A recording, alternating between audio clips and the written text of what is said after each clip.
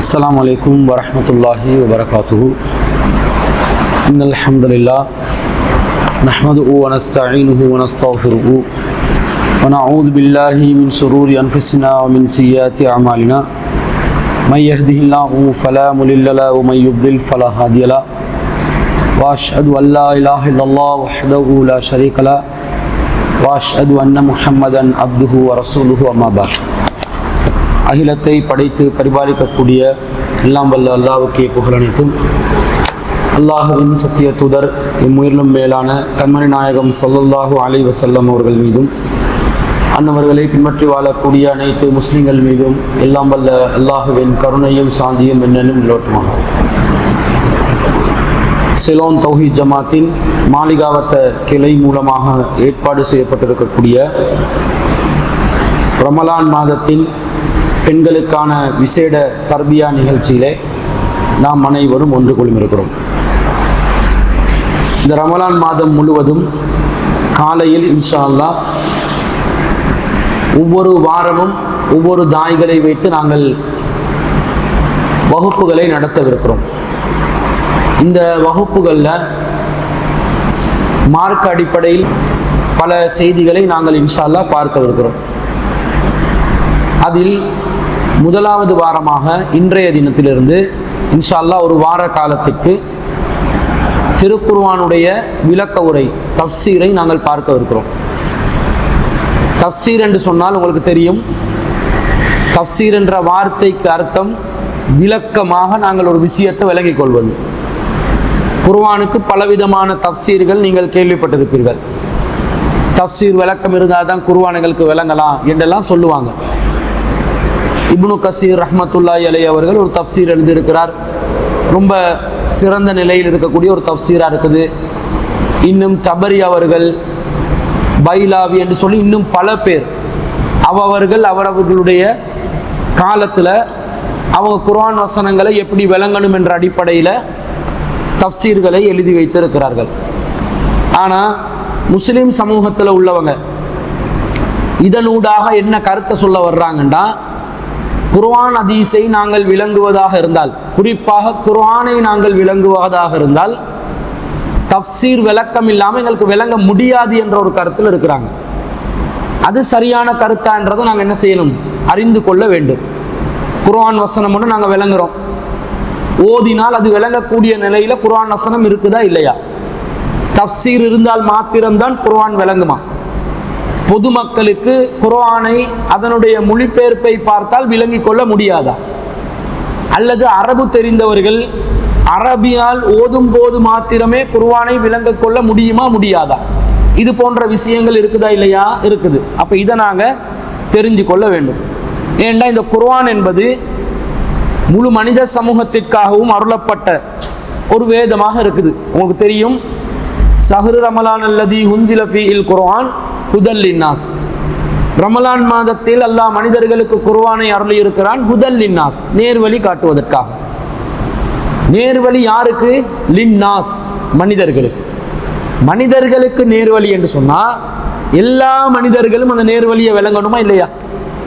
முஸ்லிமும் நேர்வழியை விளங்கணும், காஃபிரும் விளங்கணும். இப்போ முஸ்லிம்க்கு என்ன சட்டம் போடுறாங்க? தஃப்சீர் கலை இருந்தால்தான் குர்ஆனை விளங்கலாம், தஃப்சீரோடு இருந்தால் மட்டும்தான் உங்களுக்கு குர்ஆன் விளங்கும் என்று போடுறாங்க. நமக்கு தானே தஃப்சீர் விஷயம் எல்லாம் இருக்குது, காஃபிருக்கு இருக்குதா? இல்லை. அப்போ 2வது அத்தியாயத்தில் 185வது வசனத்தில் அல்லாஹ் சொல்ற முதல் பாயிண்ட் என்னன்னு சொன்னா, ஹுதல் லின்னாஸ், மனிதர்களுக்கு நேர்வழி காட்டும். எப்ப மனிதர்களுக்கு நேர்வழி காட்டும் என்று வருதோ, முஸ்லிம்களுக்கும் முஸ்லிம் அல்லாதவர்களுக்கும், அரபிகளுக்கும் அரபி அல்லாதவர்களுக்கும் அனைவருக்கும் நேர்வழி காட்டக்கூடியதாக குர்ஆன் இருக்கும். எப்படி நேர்வழி காட்டும்? ஒரு மௌலவி இருந்து வசனத்தை விளங்கப்படுத்தினாதான் நேர்வழி காட்டும் என்று அல்லாஹ் சொன்னானா? இல்லை. அந்த வசனத்தில் தொடர்ச்சியில் அல்லாஹ் சொல்றான், வபையினாத்தின் மினல் ஹுதா, நேர்வழியை தெளிவாக சொல்லும். வல் ஃபுர்கான், அசத்தியத்திலிருந்து சத்தியத்தை பிரித்து காட்டும். குர்ஆனுக்கு அல்லாஹ் கொடுக்கிற டெஃபினிஷன். இவ்வளவு டெஃபினிஷன் உள்ள குர்ஆனை தஃப்சீர் விளக்கம் இருந்தால் மட்டும்தான் விளங்குமா? இல்லை. நேரடியாகவே விளங்கலாமா இல்லையா? விளங்கலாம். இதே மாதிரி ஒரு வசனம் 14வது அத்தியாயத்தில் 52வது வசனத்துல ஹாதா பலாகுல் லின்னாஸ், இந்த குர்ஆன் முழு மனித சமூகத்தையும் சென்றடைய வேண்டும் என்று சொல்வார்கள். மொத்த சமூகத்துக்கும் சென்றடையணும் என்று சொன்னா இந்த மொத்த சமூகத்தில் உள்ளவங்களும் அது பார்த்தா விளங்கக்கூடியதா இருக்கணுமா இல்லையா? இருக்கணும். அப்ப என்ன மாதிரி காட்டுறாங்கன்னு சொன்னா குர்ஆனை நேரடியா பார்த்தா விளங்காது, அது எங்களுக்கு சிரமமானது, புரிந்து கொள்வதற்கு பலவிதமான கலைகளை நாங்கள் படித்திருக்க வேண்டும் என்று சொல்வார்கள். எந்த அளவுக்கு சொல்லுவாங்கன்னா கிட்டத்தட்ட 14-15 விதமான கலைகளை நாங்கள் கற்றிருக்க வேண்டுமா.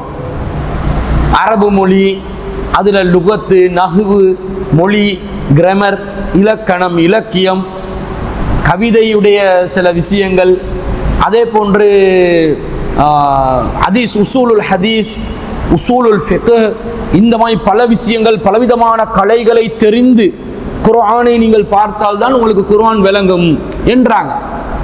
இந்த முஸ்லிம்களுக்கு சொல்லக்கூடிய இந்த நிபந்தனைகளை ஹுதல்லின்னாஸ் என்ற வகையில முஸ்லிம் அல்லாதவனுக்கு போட்டா அவனுக்கு ஒண்ணுமே விளங்காதப்ப, அவனுக்கு தஃப்சீர் என்ற வார்த்தையே தெரியாது.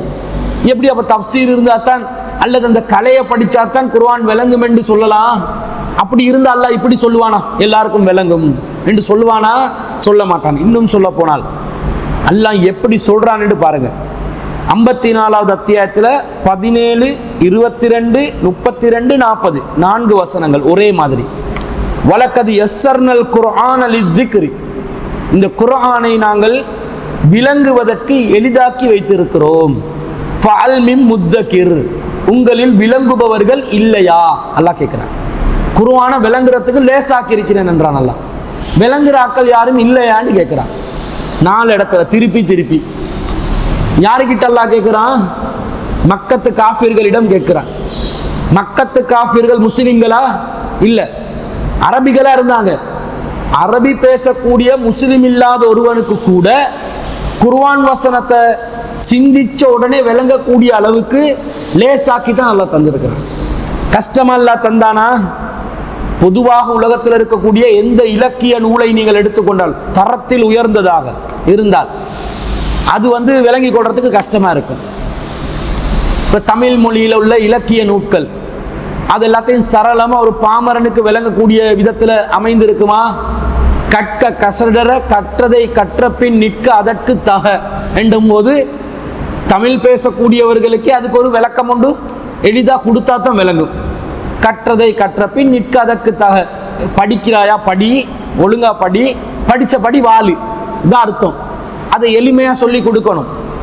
இன்னும் பல புராதன நூட்களை எல்லாம் எடுத்துக்கொண்டால் எழுத்தே வாசிக்கிறாது, எங்களுக்கு எழுத்துல மாற்றம் அடைஞ்சிருக்குது, பலவிதமான வித்தியாசங்கள் நடந்திருக்குது. இந்த மாதிரி இருக்கக்கூடிய நேரத்துல இலக்கியத்துல உயர்ந்த தரத்தை காட்டுவதற்காகவே மொழியினடைய கஷ்டமாக்குவாங்க. இது எல்லா இடத்துலையும் உள்ளது. கஷ்டமா இருக்கும், மொழி நட கஷ்டம், ஆனா தரத்தில் உயர்ந்ததா இருக்கும். மக்கள் அதை லேசா நெருங்க மாட்டாங்க. குர்ஆனுடைய இலக்கியம் உயர்ந்த தரத்தில் இருக்குதா இல்லையா?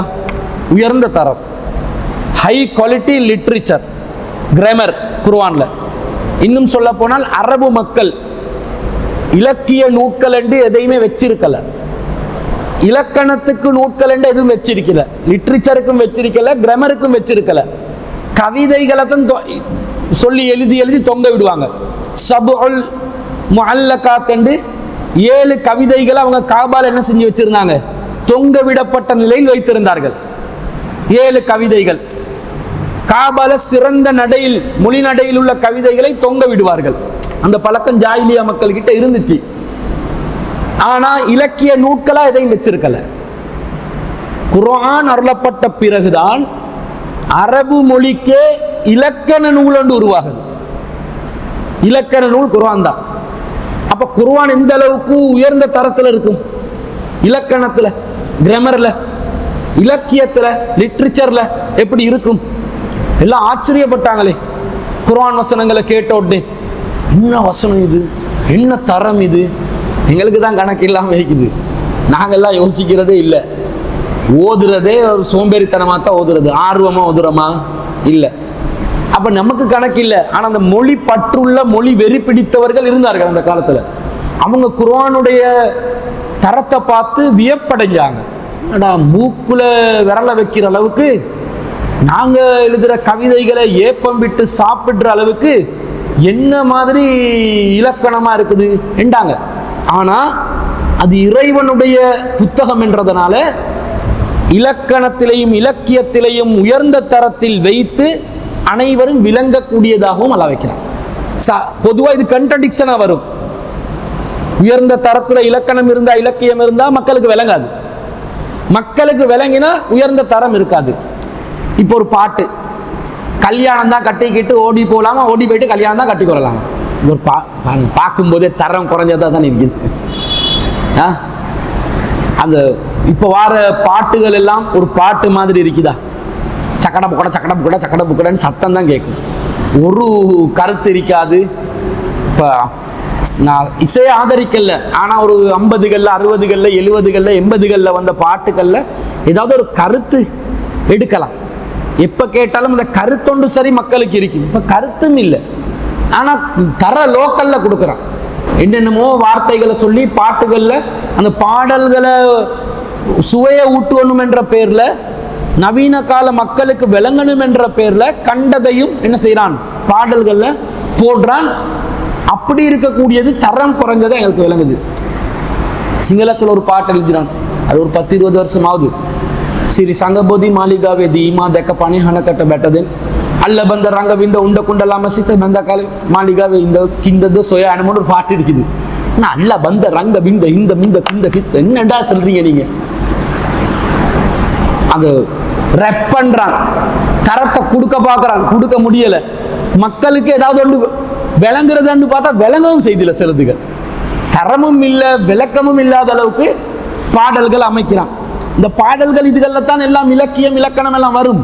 கவிதைகள்ல புத்தகங்கள்ல தான் அதெல்லாம் வச்சு அதை வச்சு தான் அளப்பாங்க, அதுகள்ல இல்லை. ஆனா குர்ஆன் என்பது இவங்களோட இந்த கீழ்த்தரமான மட்டமான பாடல்களோட நான் ஒப்பிட்டு பேசல, புரிஞ்சு கொள்றதுக்காக ஒரு உதாரணத்துக்காக சொன்னேன்.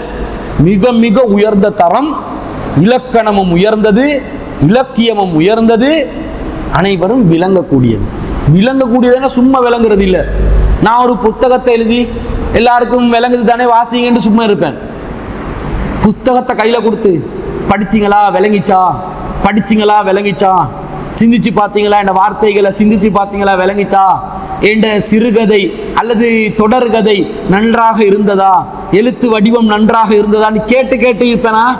சில நேரம் எனக்கே விளங்கும், கொஞ்சம் லோக்கல் தரங்கள் இருக்கத்தான் செய்யும். எழுதி முடிச்சுட்டோம் கொடுத்துருவோம்னு கொடுத்துருவோம். கட்டுரை எழுதினா நாங்கள் கட்டுரை எழுதி திரும்ப ரிப்பீட் பண்ணி வாசிச்சு பார்க்கறதும் இல்லை. ஏன்டா நமக்கே தெரியும் வாசிச்சா முக்க போட்டு இருப்போம் என்றது விளங்கும். உடனே எழுதினதை என்ன செய்வோம், கையை மாற்ற தான் பார்ப்போம். அப்போ இந்த மாதிரி நிலையில் அல்லாஹ் என்ன கேட்குறான், வலக்கதி யஸ்ஸர்னல் குர்ஆன லித்திக்ரி, விளங்குறதுக்கு லேசாக்கி இருக்கிறோம், விளங்குபவர்கள் இல்லையா? 19வது அத்தியாயத்தில் 97வது வசனத்தில் அல்லாஹ் சொல்றான், ஃபைன்னமா யஸ்ஸர்னாஹு பிலிசானிக, நபியே இந்த குர்ஆனை உம்முடைய மொழியில், நபியுடைய மொழியில் இலேசாக்கி வைத்துள்ளோம். ரசூலோட மொழி எது? அரபு. ரசூலா எழுத படிக்க தெரிஞ்சவரா? எழுத்தை எழுதி வாசிக்க தெரியுமா?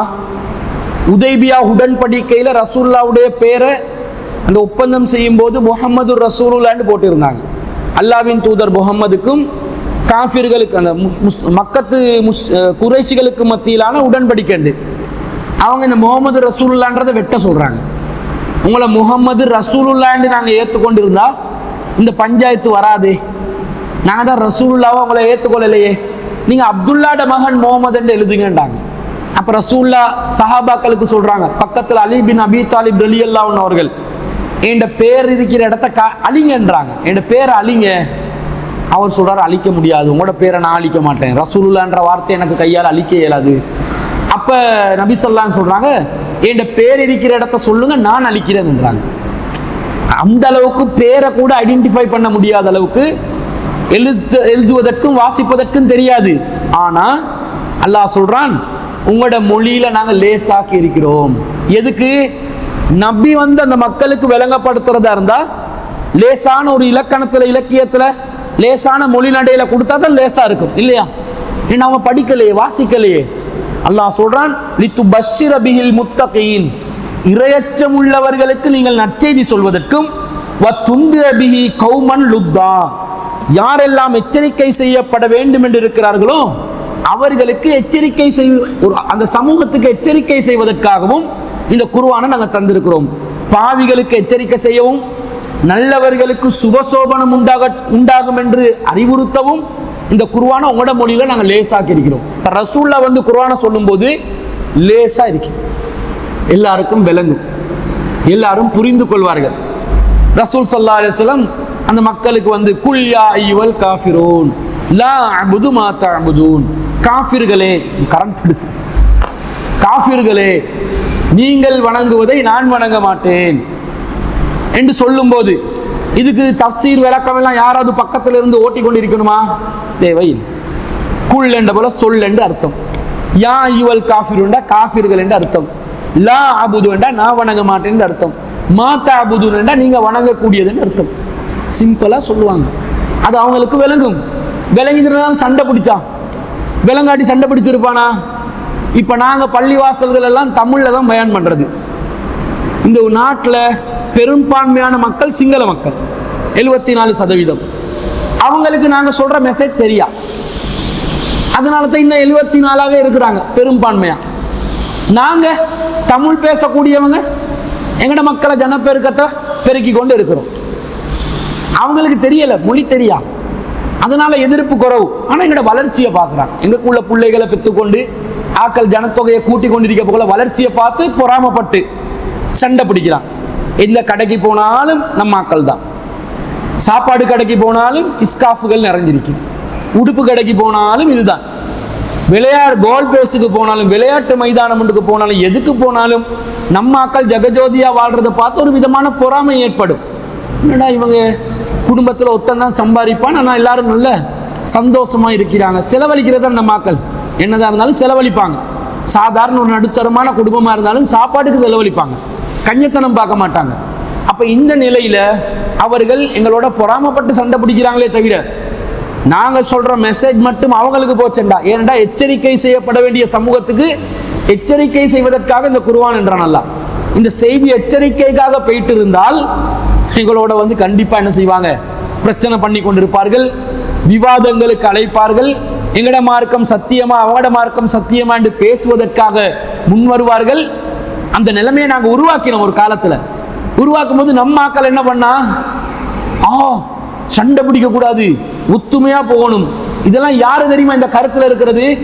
இந்த சமூகத்துல பிசினஸ் கம்யூனிட்டின்னு ஒரு கம்யூனிட்டி இருக்கிறார். அவங்க தான் இந்த சமூகத்துல நிறைய சம்பாதிச்சு கொண்டு வசதியாக வாழ்ந்து கொண்டு இருக்கிறார்கள். நிறைய பேர் இருக்கிறாங்க. இந்த பிசினஸ் கம்யூனிட்டிக்கு என்ன டார்கெட் தெரியுமா? 74% சிங்கள மக்கள் மட்டும் இல்ல, தான் 10% என்றாங்க, 90% முஸ்லீம் அல்லாத கஸ்டமர்கள் தேவை. அவங்களுக்கு கஸ்டமர் பேஸ் தேவை. அவங்களுக்கு தானே பொருள் விற்கணும், முஸ்லிம்களுக்கும் விற்கணும். 10 தானே, மொத்த சமூகத்துக்கு விற்றாலும் 10% தானே. ஆக கூடின கஸ்டமர் பேஸ் எங்க இருக்கிறாங்க? சிங்கள சமூகம், முஸ்லிம் அல்லாத சமூகம் 90%. அவங்களே இந்த மார்க்கத்தை சொல்லி மார்க்கத்தில் உள்ள சத்தியங்களை சொல்லி பகைச்சு கொண்டோம்டா எங்கட கடையில பொருள் எடுக்க மாட்டாங்க. அதனால சுமூகமா இருக்கணும். எப்படி? அவங்களும் நாங்களும் நல்ல நண்பர்களாக, அவர்களும் நாங்களும் ஒற்றுமையாக இருக்கணும். ஒற்றுமையா இருக்கணும், நண்பர்களா இருக்கணும். நாங்களும் சொல்றோம், ஆனா சத்தியத்தை சொல்லணும். அது அவங்க ஏற்றுக்கொள்றது ஏற்றுக்கொள்ளாம இருக்கிறது அவங்களோட கையில. அப்ப அவங்கள நாங்க பகைத்து கொள்ள கூடாது என்ற ஒரு கருத்துல சைலண்டா நல்லிணக்கம் சகவாழ்வு என்ற பேர்ல காலத்தை ஓட்டி கொண்டிருக்கிறாங்க. இவங்க பிசினஸ் கம்யூனிட்டி ஆக்கள் தான் இந்த வேலையை செய்யறாங்க. இவங்க தான் இந்த மார்க்கத்தை சத்தியத்தை பிற மக்களுக்கு எடுத்து சொல்வதற்கும் பலவிதமான தடைகளை போடுறாங்க. மறைமுகமா திரைக்கு பின்னாடி தான் வேலை செய்வாங்க, வெளிப்படையா வரமாட்டாங்க. ரெண்டாவது, வெளிப்படையா தெரிஞ்சிச்சுன்னு சொன்னா முஸ்லிம் சமூகத்திலையும் அவங்களுக்கு பாதிப்பு வருமா இல்லையா, அதை யோசிக்கிறாங்க. ஆனா அல்லாஹ் அப்படி பார்க்கல. இந்த செய்தி போகணும், மெசேஜ் போகணும், அவங்க விளங்கணும். என்ன செய்யணும்? குர்ஆனை அவங்களுக்கு விளங்குற மாதிரி இறக்கணும். அல்லாஹ் விளங்குற மாதிரி இறக்கினான். ரசூலுல்லாஹ் விளங்கப்படுத்துறதுக்கு ஏத்த மாதிரி அல்லாஹ் இறக்கினான். இலக்கணத்தையும் குறைக்கல, இலக்கியத்தையும் குறைக்கல. இப்படிப்பட்ட ஒரு வேதம் விளங்காது என்று சொன்னா அது கண்டிப்பாக தவறான ஒரு வழிகேடான சிந்தனை என்றதை நாங்கள் விளங்கணும்.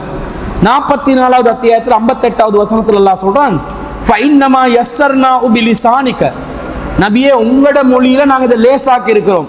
எதுக்கு தெரியுமா? இப்போ நான் சொன்னேனே, அது லஅல்லஹும் யததக்கரூன், அவர்கள் சிந்திப்பதற்காக. யார் சிந்திக்க? காஃபிர்கள் சிந்திக்கணும். ரசூலுல்லாஹ்க்கு குர்ஆன் வசனத்தை அல்லாஹ் இறக்குறான், யார் சிந்திப்பதற்கு? காஃபிர்கள். முஸ்லிம்கள் நாங்கள் சிந்திச்சதுனால தானே குர்ஆனை விளங்கி இருக்கிறோம், ஏற்றுக்கொண்டு இருக்கிறோம். அவங்க சிந்திக்காததுனால தானே ஓரிரை கொள்கையை மறுக்கிறாங்க. அவங்க சிந்திக்கிறதுக்காக இந்த குர்ஆனை லேசாக்கி இருக்கிறோம் என்று அல்லாஹ் சொல்றான்டா. குர்ஆன் அல்லாஹ் யாருக்காக லேசாக்கி இருக்கிறான்? காஃபிர்கள், முஸ்லிம் அல்லாதவர்கள் விளங்கணும் என்றதுக்காக. அப்ப எவ்வளவு லேசா இருக்கும் குர்ஆன் விளங்குறதுக்கு. விளங்குதா பாயிண்ட்? ஆனா என்ன சொல்லி கொண்டு இருக்கிறாங்க? குர்ஆன் விளங்குறதுக்கு தஃப்சீர் வேணுமா? குர்ஆன் விளங்குறதுக்கு அரபு மொழியில தேர்ச்சி பெற்று இருக்கணுமா? குர்ஆன் விளங்குறதுக்கு 14 விதமான கலைகள் தெரிஞ்சிருக்கணுமா? இவன் விடுறது பர்பி என்று விளங்குதா இல்லையா? மக்களை ஏமாத்துறான் என்று விளங்குதா இல்லையா? விளங்குது. அப்ப இந்த குர்ஆன் என்பது அல்லாஹ் தஆலா விளங்க லேசன்ட்டான். இதான் பேசிக். இப்போ விளங்க லேசி. இப்போ இங்கிலீஷ் விளங்குவீங்க தானே, ஒரு கோர்ஸ் செஞ்சால் இங்கிலீஷ் லாங்குவேஜ் விளங்கும். அட்வான்ஸ் இங்கிலீஷ் IELTS படிப்பாங்க. இன்னும் அட்வான்ஸ் ஆண்டா அதுக்கு மாஸ்டர் டிகிரி மாஸ்டர் டிகிரி எல்லாம் இருக்குது இங்கிலீஷில் லாங்குவேஜில். ஒரு சாதாரண ஒரு மனிதர் இங்கிலீஷ் விளங்குறானா இல்லையா? பெருசாக மாஸ்டர் டிகிரி படித்தா மட்டும்தான் எங்களுக்கு இங்கிலீஷ் விளங்குமெண்டா ஃபோன் ஆப்ரேட் பண்ணலுமா? கேளுமான்னு கேட்குறேன். இன்னைக்கு மொபைல் ஃபோன் எல்லாருக்கும் தேவையா இல்லையா? அதில் எப்படி டைப் பண்ணுவான் நம்ம ஆக்கள்? இங்கிலீஷில் புதிய லாங்குவேஜ் ஒன்றை உருவாக்கினான், தங்கிலீஷ். தமிழை இங்கிலீஷில் டைப் பண்ணி தங்கிலீஷை உருவாக்கினவனை சிங்கிலீஷை உருவாக்கி வச்சிருக்கிறவனுக்கு சிங்களத்தை இங்கிலீஷில் டைப் பண்ணி சிங்கிலீஷ் ஆக்கி ஃபோனுக்கு தனி லாங்குவேஜ் உருவாக்கி வச்சிருக்கிறான்டா. லாங்குவேஜ் எல்லாருக்கும் புது லாங்குவேஜ் உருவாக்குறாங்க. விளங்குதா இல்லையா? விளங்குது. அப்போ லாங்குவேஜ்ன்றது இங்கிலீஷ் மொழி எப்படி விளங்குமோ அந்த மாதிரி அரபு மொழி விளங்காதா? அரபு மொழி விளங்குறதுக்கு மட்டும் பெரிய தடை இருக்கிற மாதிரி காட்டுறாங்க, பெரிய பிரச்சனை இருக்கிற மாதிரி காட்டுறாங்க. ஒன்றுமில்ல. அதுக்கு காரணம், இப்போ மௌலவிமார்கள் கொஞ்சம் பேர் இருப்பாங்க, கொஞ்சம் மக்கள் கிட்ட இருந்து தன்னை வித்தியாசமாக காட்டுவாங்க. அதுக்கு என்ன செய்வாங்கன்னா தலைப்பாவண்டையும் கட்டி கொள்வாங்க, தொப்பியை போடுவாங்க, சுருமா அடித்து கொள்வாங்க, தாடி நீட்டமாக வைப்பாங்க, ஜுப்பாவை போடுவாங்க. கொஞ்சம் மௌலவி கொளுத்த பேர் தாளா இருக்கணும்ன்றதுக்காக தொந்தியும் வச்சு கொள்வாங்க. அப்படி இருந்தால் தான் மௌலவி அஸ்ஸலாமு அலைக்கும் இப்படி தான் பேசுவார். இப்படி பேசினா தான் ஒரு மௌலவி, நல்ல லொபி ஒன்று தான். இவங்க என்ன பண்ணி கொள்றது தெரியுமா? இவங்க காட்டி கொள்றது இவங்களுக்கு தான் எல்லாம் தெரியும், இவங்களுக்கு தான் எல்லாம் புரியும், இவங்களுக்கு தான் இந்த அரபு இலக்கணம் தெரியும், இவங்களுக்கு மட்டும் தான் இந்த குர்ஆன்ல உள்ள எல்லாமே விளங்கும், இவங்க விளங்கப்படுத்தி தான் அடுத்தவங்களுக்கு விளங்கப்படுத்தணும். இந்த மாதிரி ஸ்டைல்ல நம்ம ஆக்களும் ஆமீன் அல்ஹம்துலில்லாஹி ரப்பில் ஆலமீன் ஹம்தன் காஃபு மதீதா வஃபன்னா யா கரீம் யா ரஹீம் யா அல்லாஹ் கடைசி துண்டை மட்டும் இழுக்கிறேன். ஆமீன் அல்லாஹும்ம ஸல்லி அலா ரசூலிக சய்யிதினா வ நபியினா வ மௌலானா முஹம்மதின் வபாரிக் வஸல்லிம் அலை. ஆமீன் அலை கத்துற சத்தத்துக்கு ரப்பனா ஆத்தினா ஃபித் துனியா ஹஸனத்தன் வ ஃபில் ஆখিরাতি ஹஸனத்தன், அந்த கடைசி வார்த்தையை மட்டும் டகா டகாரண்டு அடிக்கிறது. அடிச்சோன்னே எல்லாம் ஆமீன் ஆமீன் சொல்ல வைக்க, வேற ஒன்றும் இல்லை. இல்லாட்டி இவனுக்கு ஆரம்பமும் தெரியாது கொண்டு இவான் ஆமீன். இந்த லைலத்துல் கத்ர் நாள் என்ற பேரில் லைட்டெல்லாம் ஆஃப் பண்ணி என்ன செய்வாங்க? இஸ்திஃபார் செய்வாங்க, தௌபா செய்யறன்ற பேரில். அன்று பிறந்த பாலகன் போல் எல்லாரும் வர நினைப்பாங்க. அந்த நாளில் என்ன செய்வாங்கடா மௌலவி, ரப்பனா எங்கள் இறைவா, ஆமீன் அப்படியே ஆகட்டும், லலம்னா நாங்கள் எங்களுக்கே அநியாயம் செய்து கொண்டோம், பின்னிக்கு இருக்கிறவன் நல்லவனா இருப்பான், ஆமீன் அப்படியே ஆகட்டும். சும்மா பாவி ஆகுவான், தௌபாவை கேட்க போயிட்டு பாவி ஆகுவான். சேர்த்து தானே சொல்லணும், ரப்பனா லலம்னா அன்ஃபுஸனா வ இல்லம் தஃபிர். அர்த்தம் தெரியா எங்க அவன் இழுக்க ஆமீன் விட்டுறது, அந்த இழுவைக்கு தான் ஆமீன் வருதே தவிர அர்த்தம் தெரியா. அப்படிதான் வச்சிருக்கிறான். நாங்க துவா கேட்டு நீங்க ஆமீன் சொல்லுங்க, நாங்க தான் உங்களுடைய பூசாரிகள், நாங்க சொல்றது குழந்தை பிறக்குதா நாங்க பாத்தியா சொல்லணும், புள்ள குமராகுதா வந்து டைமை குறிச்சு கொண்டு நல்ல நேரத்தை எழுதி கொண்டு போங்க. சுண்ணத்தா உஸ்தாது மாமா வந்து சுண்ணத்தை எடுக்கணும், அதுக்கு ஒரு பாத்தியா ஓதணும். கல்யாணமா நாங்கத்தான் ஹுத்துபத்துல் ஹாஜா ஓதுவோம். திருமண அந்த நிக்காவுடைய ஒப்பந்தத்தை செஞ்சு வைப்போம் அரபு மொழியில. அரபு மொழியில ஒப்பந்தம் செஞ்சு வச்சா இவனுக்கு விளங்குமா? அதில் ஒரு துவா ஓதுவாங்க. ரப்பனா எங்கள் இறைவா, அல்லிம் பைனஹுமா இந்த ரெண்டு பேரையும் நீ சேர்த்து வை. கமா அல்லம்த ஆதமவா ஹவ்வா ஆதமையும் அவ்வாவையும் எப்படி சேர்த்து வைத்தாயோ அப்படி சேர்த்து வை என்றான். இவங்களோட கட்டுக்கதை பிரகாரம் ஆதம் அலைஹிஸ்ஸலாம் அவ்வா அலைஹிஸ்ஸலாம் உண்டாதான் இருந்தாங்க, சொர்க்கத்தில் உண்டா இருந்தாங்க. தடுக்கப்பட்ட கனியை சாப்பிட்டாங்க, பூமிக்கு வந்தாங்க, பூமியில உண்டாதான் இருந்தாங்க, பிரிஞ்சிருக்கல. ஆனா அவங்க எப்படி சொல்லி வச்சிருக்கிறாங்கடா, ஆதம் அலைஹிஸ்ஸலாம் ஸ்ரீலங்கால இறங்கினாராம். எங்க அடம் ஸ்பீக்ல ஆதம் அலைஹிஸ்ஸலாம் இறங்கினாராம். ஹவ்வா அலைஹிஸ்ஸலாம் மக்கால இறங்கினாங்களாம். ரெண்டு பேரும் நீ எங்கே நான் எங்கே என்று கொண்டு இருந்தாங்களாம் பல ஆண்டு காலமாக. நீ இல்லை நிலவில்லை என்று கொண்டு இருந்த மாதிரி இவர் இங்க இருந்து பாட்டு படிச்ச மாதிரியும் அவங்க அங்க இருந்து பாட்டு படிச்ச மாதிரி ஒரு கதையை விடுவாங்க. இந்த ஸ்டோரி படி ஆதம் அவ்வா சேர்ந்த மாதிரி சேரணுமெண்டா கல்யாணம் முடிச்ச ரெண்டு பேரு கொஞ்ச நாள்ல என்ன செய்யணும்? பிரிஞ்சிடணும். பிரிகிறாங்க தானே. கல்யாணம் முடிச்சு வெளிநாட்டுக்கு போறான், சரியா மக்காக்கே போறான், சவுதிக்கு ஜொப்புக்கு, மிடில் ஈஸ்டுக்கு. இவன் இங்க ஸ்ரீலங்கால என்னத்துக்கு முடிச்சண்டே இல்லை. இவன் இங்க அவன் அங்க. சொன்ன மாதிரி துவா கபூலாவி ரெண்டு பேரும் பிரிகிறாங்க. அர்த்தம் தெரியாம இவன் ஆமீன் சொல்றான். அடுத்து சொல்லுவாங்க, ஐயூபுக்கு ரஹீமாவை எப்படி சேர்த்து வைத்தாயோ அந்த மாதிரி சேர்த்து விடு. ஐயூபு ரஹீமாட கதை தெரியுமா? அந்த ஐயூப் அலைஹிஸ்ஸலாம் அவட மனைவிட பேர் ரஹீமான்றாங்க, ஆதாரம் கிடைக்கல. ரஹீமாண்டே வச்சுக்கொள்வோம், ஏதோ ஒரு பாத்திமா ஏதோ ஒரு ரஹீமாவா இருந்திருப்பாங்களே. ஐயூபு ரஹீமா எப்படி இருந்தாங்கன்னு சொன்னா, ஐயூப் அலைஹிஸ்ஸலாத்துக்கு நோய் ஏற்படுது, ரொம்ப கஷ்டப்படுறாங்க. இந்த நோயின் காரணமாக அவருடைய குடும்பத்தார் அவரை விட்டு பிரிந்து சென்றார்கள் என்று அல்லாஹ் சொல்றாங்க. வைஃப் பிரிஞ்சு போறாங்க. ஏண்டா ஏல அவங்களுக்கு பார்க்கறதுக்கு அவ்வளவு நோய். இவங்க சொல்லுவாங்க கட்டுக்கதையில ஐயூப் அலைஹிஸ்ஸலாத்து உடம்புல புழு கொதிச்சிச்சாம், நடக்கும்போது புழு கொத்து கொத்தா கீழே விழுமா. அவ்வளவு நோய்வாய்ப்பட்டாருன்னு இவங்க கட்டுக்கதையில சொல்லுவாங்க. நோய் என்னன்னு வரல, ஆனா நோய்வாய்ப்பட்டார்கள், கடும் நோய்வாய்ப்பட்டார்கள் இருக்குது. இந்த துவாக்கு ஆமீன் சொன்னேன்னு வைங்க, கல்யாணம் முடிச்சோன்னா அவருக்கு கேன்சர், மாப்பிள்ளைக்கு. பொண்டாட்டி பாப்பா இந்த கேன்சர் மனுஷனோட நான் என்ன வாழ்றது, இவனுக்கு சம்பாத்தியமும் இல்லை ஒன்றும் இல்லை, நான் போறேன் நேண்ட பாட்டுலண்டு அவன் என்ன செஞ்சிருவான், போயிட்டுருவான். அப்ப அர்த்தம் தெரியா துவாக்கு ஆமீன் சொல்றோம். இதுக்கு நீங்க தெரியாமலே இருக்கணும்.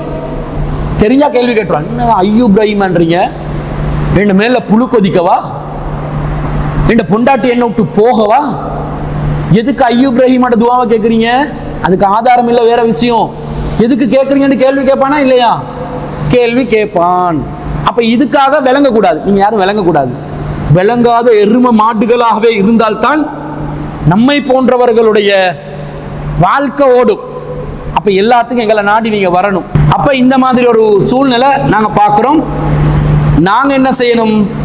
விளங்கக்கூடிய நிலையில இருக்கணும். அது அவங்க மாத்துறாங்க. ஆனா அல்லாஹ் என்ன பண்றான்டா, எல்லாத்தையும் விளங்குறமாய் ஆக்கி விளங்குற முறையையும் சொல்லித்தாரான். விளங்கும் குர்ஆன் விளங்கினாலும் எல்லாருக்கும் விளங்கினாலும் விளங்குற முறை ஒன்று இருக்குது. அந்த முறை என்னன்றது அல்லாஹ் சொல்றான். 16வது அத்தியாயத்தில் 44வது வசனம் அல்லாஹ் சொல்றான், வமா அர்சல்னா மின் கபலிக்க இல்லா ரிஜாலன். நபியை உங்களுக்கு முன்னாடி நாங்க தூதரா யார் அனுப்பினாலும் ஆண்களைத்தான் தூதரா அனுப்பியிருக்கிறோம். நூஹி இலைஹிம், அவங்களுக்கு வஹீ கொடுத்திருக்கிறோம். ஃபஸ்அலு அஹ்ல திக்ரி இன் குன்தும் லா தஅலமூன், உங்களுக்கு தெரியாட்டி வேதக்காரர்களிடம் கேட்டுக்கொள்ளுங்கள். என்ற வேதக்காரர்களுக்கு தெரிந்த நபிமார்கள் வந்து போனது, ரசூலோட சமூகத்துக்கு தான் நபிமார்கள் யாரும் வரல. இப்ராஹிம் நபி தான் கடைசியா வந்தார், அதுக்கப்புறம் யாருமே வரல. அவங்களுக்கு நபியுடைய வருகை பத்தி தெரியா மக்காவாசிகளுக்கு. ஆனா மதீனால இருந்த மதீனாவாசிகள் யூதர்கள் கிறிஸ்தவர்களுக்கு மூசா வந்தார், மோசே வந்தார், தாவீது வந்தார், இயேசுநாதர் வந்தார், வேதம் கொடுக்கப்பட்டுச்சுன்றது நாலேஜ் இருக்குது. அல்லாஹ் சொல்றான், ஃபஸ்அலு அஹ்ல திக்ர், நீங்க வேதக்காரர்களிடம் கேளுங்கள். இன் குன்தும் லா தஅலமூன், உங்களுக்கு தெரியாட்டி. எப்படி நபிமார்கள் வந்தார்கள்? பில் பையினாத்தி வஸ்ஸுபுரி, தெளிவான ஆதாரங்களுடன், ஒளி வீசும் ஏடுகளுடன். வேதங்களை எடுத்துக்கொண்டு வந்தார்கள். வஅன்ஸல்னா இலைக்க திக்ர லிதுபையின லின்னாஸ், நபியே நாங்க உங்களுக்கு திக்ரை அருளி இருக்கிறோம், வேதத்தை அருளி இருக்கிறோம். எதுக்கு தெரியுமா? இந்த ரெண்டு காரணம் வருது. லிதுபையின லின்னாசி, நீங்கள் இந்த வேதத்தை மக்களுக்கு விளக்க வேண்டும். நபி விளக்கணும் வேதத்தை. மா நுஸ்ஸில இலைஹிம், அவர்களுக்கு அருளப்பட்டதை நீங்கள் விளக்க வேண்டும். வல அல்லஹும் யதஃபக்கரூன், அவர்களும் விளங்க வேண்டும். ரெண்டு மேட்டர் அல்லாஹ் சொல்றான். குர்ஆன் எப்படி விளங்குமா? அல்லாஹ் இறக்கின குர்ஆன் நபி விளங்கப்படுத்தணுமா? லிதுபையின லின்னாஸ், அல்லாஹ் விளங்குற குர்ஆன் என்று சொல்லிட்டான். ஆனாலும் நபி சிலதுகள் என்ன செய்யணுமாம்? விளங்கப்படுத்தணும். ரெண்டாவது வல அல்லஹும் யதஃபக்கரூன், அவர்களும் விளங்குவதற்காக என்று அல்லாஹ் சொல்றான். இப்ப நபி குர்ஆனை விளங்கப்படுத்தணும் என்றது வருது ஃபர்ஸ்ட்டுக்கு. இந்த நபி குர்ஆனை விளங்க, இது இன்னொரு வசனத்திலையும் அல்லாஹ் சொல்றான் 16:64 வமா அன்ஸல்னா அலைக்கல் கிதாப், நபி உங்களுக்கு நாங்கள் குர்ஆன வேதத்தை அருளி இருக்கிறோம். இல்லா லிதுபையின லஹுமுல்லதி இக்தலஃபு ஃபீஹி, அவர்கள் எதில் கருத்து வேறுபாடு கொண்டார்களோ அதை நீங்கள் விளங்கப்படுத்துறதுக்காக. கன்ட்ரடிக்ஷனாக இருப்பாங்க சில விஷயங்கள், மக்கள் புரியாதவர்களாக இருப்பாங்க. அந்த அவர்கள் என்றா யாரு? வேதக்காரர்கள். ஈசா அலைஹிஸ்ஸலாத்த அல்லாஹ்வுடைய மகன் என்றாங்க, இன்னொரு இடத்துல அல்லாஹ்வுடைய அவதாரம் என்றாங்க, அல்லாஹ் என்றாங்க, இன்னொரு இடத்துல பரிசுத்த ஆவி என்றாங்க. ஈசா அலைஹிஸ்ஸலாம் மௌத்தாகினார் என்றாங்க, மீண்டும் உயிர் தெளிந்தார் என்றாங்க. பலவிதமான குழப்பங்கள் இருக்குது. அப்ப இந்த குழப்பங்கள் எல்லாம் நபி தான் என்ன செய்யணும்? வந்து விளங்கப்படுத்தணும். இந்த விளங்கப்படுத்துறதுக்காகவும் அவங்களுக்கு வந்து உங்களுக்கு நாங்கள் இந்த வேதத்தை தந்திருக்கிறோம். வஹுதன், நேர்வழியாகவும், வரஹ்மத்தன், கருணையாகவும், லிகௌமி யுமினூன், நம்பிக்கை கொள்ளக்கூடிய சமூகத்துக்கு கருணையாகவும் நேர்வழியாகவும் இந்த வேதத்தை நாங்கள் தந்திருக்கிறோம் என்று அல்லாஹ் சொல்றான். இப்ப மக்களுக்கு குர்ஆன நபி விளங்கப்படுத்தணும், முரண்பட்ட விஷயங்களை விளங்கப்படுத்தவும் வேண்டும், பொதுவா விளங்கப்படுத்தணும் என்றும் அல்லாஹ் சொல்றான். இந்த விளக்கம் என்றது என்ன? குர்ஆன்ல எத்தனை வசனம் இருக்குது? 6600 எத்தனை? 6400 6236 வசனங்கள், 6236 வசனங்கள். நினைவு வச்சுக்கோங்க, 6262 36 வசனங்கள். இந்த குர்ஆன் வசனங்கள் எல்லாம் யார் இப்ப விளங்கப்படுத்தணும்? நபி விளங்கப்படுத்தணும் என்று வருது.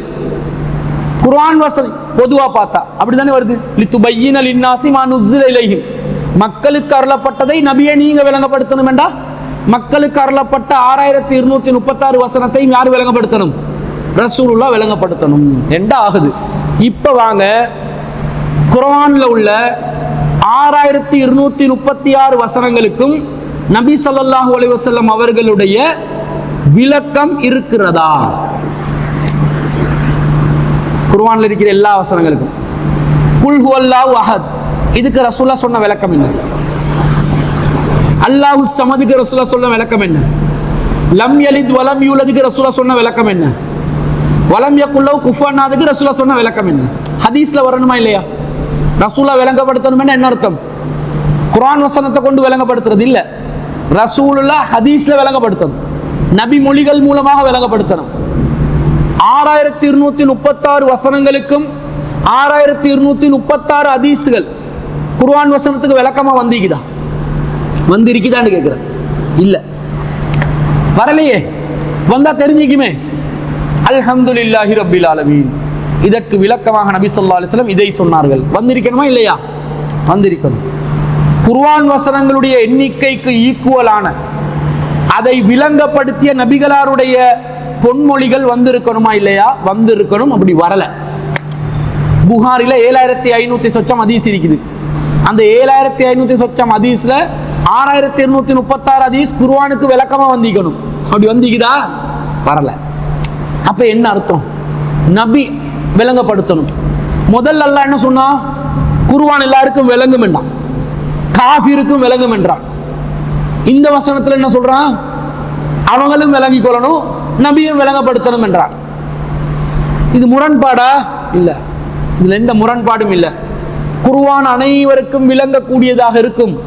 ஆனா சில விஷயங்களை நபி விளங்கப்படுத்தி ஆகணும். அந்த விளங்கப்படுத்தணும் என்று வார வசனம் இருக்குதே அது விளங்கும். ஆனா அதை எப்படி நடைமுறைப்படுத்தணும் என்றது நபி சொன்னா மட்டும்தான் விளங்கும். உதாரணம் விளங்குதா உங்களுக்கு? குர்ஆன்ல ஒரு வசனம், தொழுகையை நிலைநாட்டுங்கள். இப்போ சொல்லும் போது ஆண்டு யோசிப்பீங்க, தொழுகையை நிலைநாட்டுங்கள் என்று வருது. இந்த கருத்து விளங்குதா இல்லையா உங்களுக்கு? தொழுகையை நிலைநாட்டுங்கள் என்னது? பிரேயர் பண்ணணும். விளங்குதா? எப்ப பண்ணணும், எப்படி பண்ணணும், எந்த நேரத்தில் பண்ணக்கூடாது, என்னென்ன ஓதணும், எந்த டிலையில் என்னென்ன கட்டங்களை நாங்கள் செய்யணும், எது கட்டாயமானது எது உபரியானது, இது உங்களுக்கு தெரியுமா? அந்த வசனத்தை பார்த்தா விளங்குமா? தொழுகையை நிலைநாட்ட சொல்லிட்டானல்ல, எப்ப எப்படி என்ன ஏது ஓதணும் இதை யாரு சொல்லணும்? நபி சொல்லணும். இப்ப புரிஞ்சிச்சா? ஆனா தொழுகையை நிலைநாட்டுங்கள் என்ற அந்த வார்த்தை விளங்குதா இல்லையா? அதான் அல்லாஹ் சொல்றான் எல்லாருக்கும் விளங்கும் என்றான். ஆனா எப்படி தொழணும் என்றது எல்லாருக்கும் விளங்குமா? அது யாரு சொல்லி கொடுக்கணும்? நபி. அவங்களுக்கு அருளப்பட்டதை நபியே லித்துபையின லின்னாஸ், நீங்க விளங்கப்படுத்துங்க. தொழுகையை நிலைநாட்டணும். தொழுகையை நிலைநாட்டணும் என்ற கட்டளை மட்டும் இருந்தா வாழ்க்கையில் ஒரு தடவை தொழுந்தா போதும். ஆனா ரசூல் என்ன சொன்னாங்க? ஒரு நாளைக்கு 5 தடவை ஃபர்லானது, அதுல 17 ரக்காத்துகள், அதுல இத்தனை சுஜூதுகள், இத்தனை ருக்குகள், இன்னென்ன ஔராதுகள் ஓதணும், சுன்னத்தானது இதுவல், உபரியானது இதுவல், இந்த நேரங்களில் நீங்க தொழக்கூடாது என்று நபி ஸல்லல்லாஹு அலைஹி வஸல்லம் என்ன செஞ்சாங்க? ஒவ்வொன்றை பிரிச்சு சொன்னாங்க. இந்த இடங்களில் நபிகளாருடைய விளக்கம் வேணும். ஆனா இது காஃபிருக்கு எப்ப தேவைப்படும்? குர்ஆன விளங்குறதுக்கு இது தேவையா? தொழணும் என்று கட்டளை இருக்குது. எப்படி தொழணும் என்றத அவர் உள்ளுக்கு வந்தாதான் தேவை அவருக்கு. உங்களுக்கு புரியுதா? இப்ப விளங்குதா? குர்ஆன் எல்லாருக்கும் விளங்குமா இல்லையா? விளங்கும். ஆனா சிலதுகளை நபி விளங்கப்படுத்தணுமா இல்லையா? விளங்கப்படுத்தணும். கண்ட்ரடிக்ஷனா இல்ல. இதை இன்னும் புரிவதாக இருந்தால் அல்லாஹ் குர்ஆன்ல சொல்றான், 2வது அத்தியாயத்தில் 238வது வசனம். புரிஞ்சுச்சு தானே? விளங்கலையா? 238வது வசனம், ஹாஃபிலு அலஸ் ஸலவாத்தி வஸ்ஸலாத்தில் உஸ்தா, தொழுகைகளை நிலைநாட்டுங்கள், நடுத்தொழுகையை நிலைநாட்டுங்கள். முஸ்லிமுக்கும் தெரியும் இப்ப தொழுகைகளை நிலைநாட்ட. நான் முஸ்லிம், எனக்கு தொழுகைகளை நிலைநாட்ட தெரியும், 5 நேரம் தொழுகைன்னு தெரியும். நடுத்தொழுகை எது? அல்லாஹ் சொல்றான், ஆஃபிலு அலஸ் ஸலவாத், தொழுகைகளை பாதுகாத்து செஞ்சு கொள்ளுங்க, பேணி கொள்ளுங்க. வஸ்ஸலாத்தில் உஸ்தா, நடுத்தொழுகையையும் என்ன செய்யுங்க? பேணி கொள்ளுங்கள் என்று அல்லாஹ் சொல்றான். நடுத்தொழுகைண்டா என்னது? இப்ப நாங்க சிந்திச்சு விளங்கலாம் என்று அல்லாஹ் சொல்றான் தானே? சிந்திச்சா விளங்குமா? விளங்கும். ஆனா தவறாகவும் வரலாம். தொழுகை குர்ஆன்ல 5 நேரம் தொழுகை சம்பந்தமா சொல்லப்பட்ட வசனம் இதுதான். குர்ஆன்ல 5 நேரம் தொழுகை இருக்குதான்னு ஒருத்தன் கேட்டா இந்த வசனத்தை தான் நீங்க ஆதாரமா காட்டணும். 2வது அத்தியாயத்துல 238வது வசனம். என்ன 5 நேரம் எப்படி வருது? தொழுகைகளை நிலைநாட்டுங்கள் என்று அல்லாஹ் சொல்றான். தொழுகைகளை நிலைநாட்டுங்கள் என்ன அர்த்தம்? தொழுகைகள் என்ற வார்த்தை என்றா ப்ளூரல், பன்மையான சொல். அரபுல குறைந்த ப்ளூரல் எது? குறைந்த பன்மை எது? ஒண்டா? ஒன்று ஒருமை தானே. 2 இருமை. அரபுல ஒருமைக்கு சொற்கள் உள்ளது, இருமைக்கு சொற்கள் உள்ளது, பன்மைக்கு சொற்கள் உள்ளது. அப்ப பன்மை என்று வந்தால் குறைந்தது 3 இருக்கணும். இப்ப ரஜுலுன் என்றா ஒரு மனிதன் என்ற அர்த்தம், ரஜுலானி என்றா 2 மனுஷன் என்ற அர்த்தம், ரிஜாலுன் என்றா பல மனிதர்கள் என்ற அர்த்தம். விளங்குதா? 3 சொல் இருக்குது. இதை மதரசாக்கள்ல படிச்சு கொடுப்பாங்க, அஹதியாக்கள்ல படிச்சு கொடுப்பாங்க, ஸ்கூல்கள்ல அரபு பாடங்களை படிச்சு, ஹுவ ஹுமா ஹும், ஹிய உமா ஹுன்ன. இப்ப நினைவு வருதா? ஹுவ அவன், ஹுமா 2 பேர், அவன் 2 பேர், ஹும் அவர்கள் ஆண்பால், ஹிய அவள், உமா அவங்க 2 பொம்பளை பிள்ளைகள் 2 பேர், ஹுன்ன அவர்கள் பெண்பால். இப்படி வருதா இல்லையா? ஒருமைக்கு அரபுல சொற்கள் உள்ளது, இருமைக்கு அரபுல சொற்கள் உள்ளது, பன்மைக்கும் அரபுல சொற்கள் உள்ளது. அப்ப ஸலவாத் என்றா தொழுகைகள் என்று வருது. 2 தொழுகை என்று வரல. தொழுகைகள் அப்ப குறைஞ்சது எவ்வளவு இருக்கணும்? 3 இருக்கணும். 3 தொழுகை. அல்லாஹ் சொல்றான், ஹாஃபிலு அலஸ் ஸலவாத்தி, தொழுகைகளையும் வஸ்ஸலாத்தில் உஸ்தா, நடுத்தொழுகையையும் ரெண்டையும் சேர்த்து நிலைநாட்ட சொல்றான். தொழுகைகளையும் நிலைநாட்டணும், நடுத்தொழுகையும் நிலைநாட்டணும். தொழுகைகள் என்றால் 3, அத்துடன் சேர்த்து நடுத்தொழுகை என்றால் 4 தொழுகை வருதா இல்லையா? வருது. இப்ப 4 தொழுகையை பத்தி தானே குர்ஆன்ல வருது. எப்படி 5 தொழுகை நீங்கன்னு கேட்கலாம். 4 தொழுகையில எது நடுத்தொழுகை? 4ல நடுவை பார்க்கலுமா? 4ல நடு இருக்குதா? இல்ல. நடுவை காணாம 2ஆ பிரிச்சா நடு இல்லாம போயிட்டு. மிடில் இல்ல 4ல. மிடில் ஆகுறதுக்கு என்ன செய்யணும்? குறைஞ்சது 5 வரணுமா இல்லையா? 5 வந்தால் தான் மிடில் ஒன்று வந்து 2 பக்கத்துக்கு 2 பிரிஞ்சு போகும். விளங்குது அவளுக்கு? குர்ஆன்ல தொழுகைகள் 5 வேளை என்று சொன்ன வசனம் இது. தொழுகைகளையும் என்று 3, நடுத்தொழுகையையும் என்று சொல்லி 4. அல்லாஹ் சொல்றான் இந்த 4ல நடுத்தொழுகை ஒன்று வராது. அப்ப கண்டிப்பா 5 இருக்கணும் என்றதனால 5 வேளை தொழுகை என்று நாங்க சொல்றோம். இந்த வசனத்துல நடுத்தொழுகண்டா 5 நேர தொழுகல நடுத்தொழுகை. எது நடுத்தொழுகை சொல்லுங்க பாப்போம், சிந்திச்சு சொல்லுங்க. சுபஹு, லுஹர், அசர், மஹரிப், இஷா. எது நடுத்தொழுகை? அசர். சரி, ஒத்தர் சொல்றாரு 4ல ஆரம்பம் மஹரிப் தானே. மஹரிப் தானே ஆரம்பம். ஒரு நாள் எப்ப ஆரம்பமாகும் இஸ்லாத்துல? சுபவுல ஆரம்பிக்கும், மஹரிப்ல. நாளைக்கு வெள்ளிக்கிழமையா இருந்தா இன்றைக்கு நைட்டுக்கு என்ன செய்வோம் நாங்க? வெள்ளிக்கிழமை ராவு.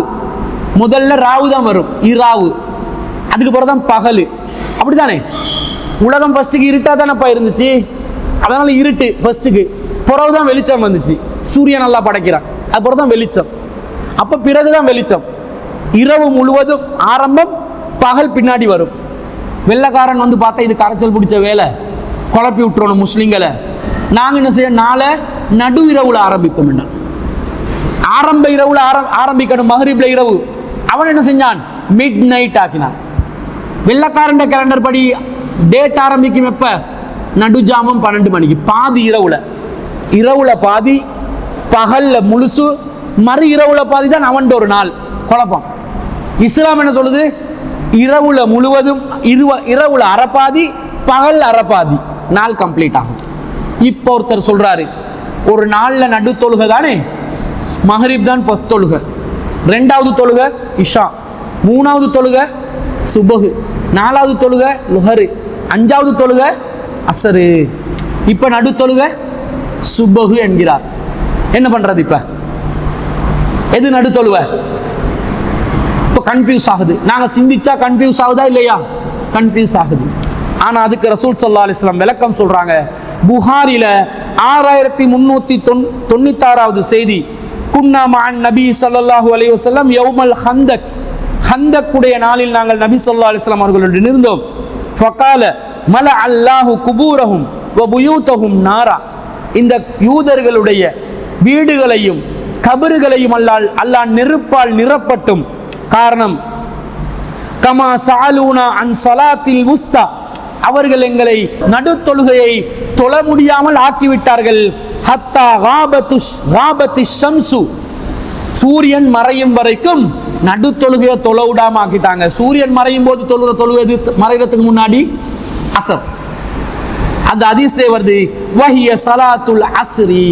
அது அசருடைய ஸலாத்து தான். நாளில் ஆரம்பம் மஹ்ரிப்ல இருந்து வந்தாலும் நபியின் விளக்கத்தின்படி நடுத்தொழுவது அசர் தொழுவை. இப்ப நாங்க சிந்திச்சாலும் குழப்பமாகுது சில இடங்கள்ல. அந்த இடங்கள் எல்லாம் ரசூல் என்ன செய்வாங்க? விளங்கப்படுத்துவாங்க. இதுதான் குர்ஆன விளங்குற முதல் கேட்டகரி.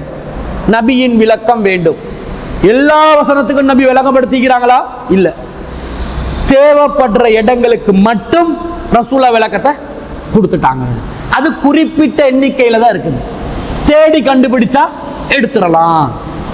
எங்களுக்கு இப்ப ஒரு ஆர்டிகல் ஒன்று வருது, டிரான்ஸ்லேட் பண்ணி தர சொல்றாங்க எங்களோட ஆஃபீஸில். அதில் உள்ள எல்லா வார்த்தையும் எங்களுக்கு விளங்குமான்னு கேட்குறேன். நீங்கள் ஒரு பத்திரிகை எடுத்து வாசிக்கிறீங்க, அதில் உள்ள எல்லா வார்த்தையும் உங்களுக்கு விளங்குமா? விளங்காது. விளங்காத விஷயம் வரும்போது, இப்போ பொருளாதாரம் சம்பந்தப்பட்ட, பொருளியல் சம்பந்தப்பட்ட எக்கனாமிக் சப்ஜெக்ட் ஒன்று பேப்பரில் எழுதியிருக்கிறார். இந்த நாட்டில் பண வீக்கம் அதிகரித்து வருகிறது. பண வீக்கம், வீக்கம் என்றா வீங்கிறது, பணம் என்றா பணம். உம்மா 1000 ரூபாத்தால் 5000 ரூபாத்தால் எல்லாம் வீங்குமா? எப்படி ஒத்தம்படி கேட்டா சப்ஜெக்ட் தெரியல. பண வீக்கம் அது இல்ல, பணத்துடைய பொறுமதி இல்லாம போயிருச்சு. அது சும்மா ஊதி பெரிதாகுது. பணத்துல வெளியும் இல்லை, பெருசா இருந்ததுக்கு வெளியும் இல்லை, அதுக்குதான் பண வீக்கம். விலங்க எடுத்துக்கொள்றாங்களா இல்லையா தேவைப்பட்ட இடத்துக்கு? இந்த மாதிரி குர்ஆன்ல எங்க இடத்துக்கு விளக்கம் தேவையோ அந்த இடத்த மட்டும் என்ன செய்யணும், எடுத்துக்கொள்ளணும். விலங்குதான் அவங்களுக்கு. அப்படி குர்ஆன் என்ன செய்யலாம், விளங்கலாம். இது நபியுடைய சொற்கள். கொஞ்சம் தான் வரும், அதிகமா வராது. காஃபிர்களுக்கு இப்ப இந்த பிரச்சனை வராது.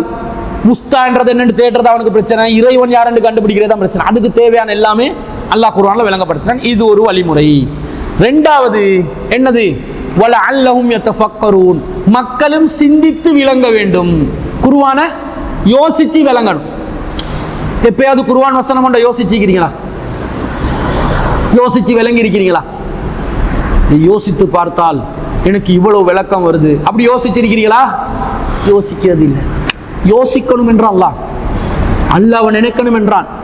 இப்ப நாங்க காலையில எழும்பும் போது ஓதுற குர்ஆன் வசனம் எது? அப்படியா ஓதணுமா? யாரும் சொல்லி தந்தா? இன்ன ஃபீ ஹல்கிஸ் ஸமாவாதி வல் அர்ல், வானங்கள் பூமி படைத்திருப்பதிலும், வக்திலாஃபில் லைலி வன் நஹார், இரவு பகல் மாறி மாறி வருவதிலும், லஆயாத்தில் லிஉலில் அல்பாப், அறிவுள்ளவர்களுக்கு நிறைய அத்தாட்சிகள் இருக்கின்றன. அல்லதீன யக்உதூன அல்லாஹ் கியாமன் வ கஊதன் வ அலா ஜுனூபிஹிம், அவர்கள் யார் தெரியுமா? நின்றவர்களாக, அமர்ந்தவர்களாக, சாய்ந்தவர்களாக அல்லாஹ்வை நினைப்பார்கள். வ யதஃபக்கரூன மா ஹலகஸ் ஸமாவாதி வல் அர்ல், வானங்களையும் பூமியையும் படைத்திருப்பதை பற்றி அவர்கள் சிந்திப்பார்கள். நாங்க அதெல்லாம் சிந்திக்கிறது இல்லை.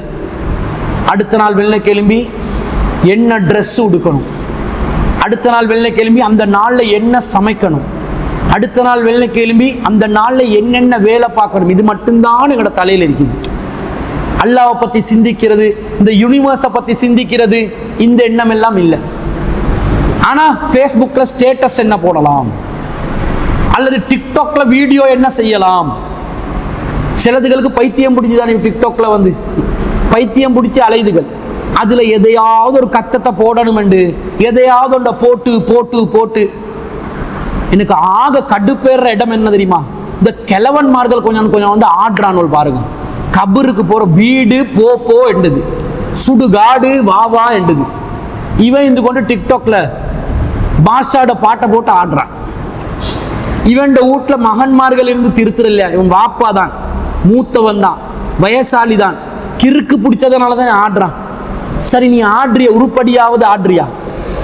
அவனுக்கு ஆடவும் தெரியா, நமக்கு வராதுன்னு தெரியுது தானே. எதுக்கு போயிட்டு அவங்கள கோமாளி டான்ஸ் போட்டுக்கொண்டு இருக்கணும்? இவங்கிட்ட குடும்பத்துக்கு என்ன செய்யணும்? பள்ளி வாசல்கள் கூப்பிட்டு நடவடிக்கை எடுக்கணும். உண்ட வாப்பா டிக்டாக்ல ஆடுறாரு, ரொம்ப கேவலமா இருக்குது. அதுக்காக டான்ஸ் கிளாஸுக்கு போயிட்டு பழகி ஆட சொல்லல. இனிமேல் டிக்டாக்ல பார்த்தோம் உனக்கு சந்தாக்கு வராது, உனக்கு இந்த தப்தர் ரெஜிஸ்டர் புக் வராது, ரெஜிஸ்டார் அனுப்ப மாட்டோம், உன மகளோட கல்யாணத்தை பள்ளிவாசல் அறிவிக்க மாட்டோம். இதுக்கு சொல்ல மாட்டாங்க. ஒருத்தன் போய் தௌஹீத சொன்னா, ஒரு தெருமுன பிரச்சாரம் சொன்னா, உங்களோட மகனை பயான் பண்றதை நிறுத்த சொல்லுங்க, இல்லண்டா பள்ளிவாசல்ல தொடர்பு இல்லாமக்குவோம். பாருங்க, இந்த ட்ரஸ்டி மகளோட மூளல மலக்கடை கரை பிடிச்சு எதை செய்யணுமோ அதை செய்யறாங்க, இல்ல எதை செய்யக்கூடாது அதை செய்யறாங்க. எதுக்கு பள்ளியில ஊர் நீக்கம் எதுக்கு செய்யணும்? முஸ்லிம் பொம்பளை பிள்ளையோண்டு இஸ்காப் இல்லாம டிக்டாக்ல வருதுன்னு வைங்க, என்ன பண்ணணும்? அந்த வீட்டுக்கு நோட்டீஸ் போகணும். இதுக்காக சோசியல் மீடியால என்ன நடக்குதுன்னு பார்க்கத்தான் வேணும், வேற வழி இல்லை. நாங்க பார்க்க மாட்டோம், எல்லாம் பார்க்கத்தான் செய்யறான். எல்லாம் டிக்டாக் ஓபன் பண்ணி கெட்டதை பயன்படுத்துறேன், நல்லதை நாங்க பயன்படுத்திட்டு போவோம்னு பார்க்கலாம். இந்த மாதிரி அனாச்சாரங்கள் வரும்பொழுது நோட் பண்ணணும்.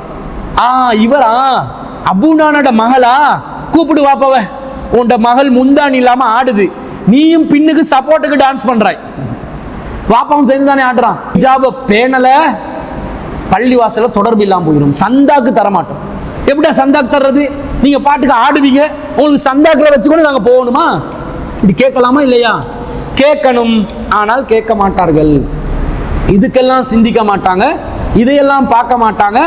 கண்ட பலாய் கன்றாவி மார்க்கத்துக்கு எதிராக வந்து மட்டும் என்ன செய்வாங்க, வந்து நிக்கிறத பார்க்கணும். ஆனா அல்லாஹ் குர்ஆன்ல என்ன சொல்றான், இந்த மாதிரி காலையில எழும்பினாலும் இவங்க சிந்திப்பாங்க, என்ன நடக்குது, இந்த பூமி எப்படி உருவாகிச்சு.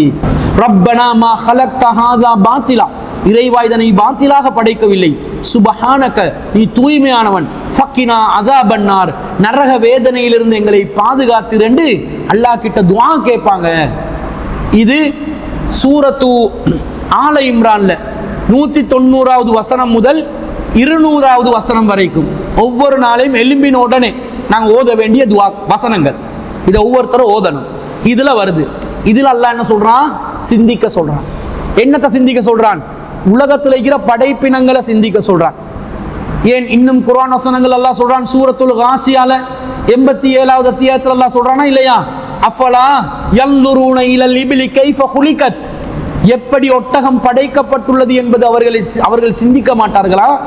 வைலல் ஜிபாலி கைஃப நுசிபத், எவ்வாறு மலைகள் நட்டப்பட்டுள்ளது என்பதை அவர்கள் சிந்திக்க மாட்டார்களா. வைலஸ் ஸமாஇ கைஃப ருஃபியத், எவ்வாறு வானங்கள் உயர்த்தப்பட்டிருக்கிறது என்பதை அவர்கள் சிந்திக்க மாட்டார்களா.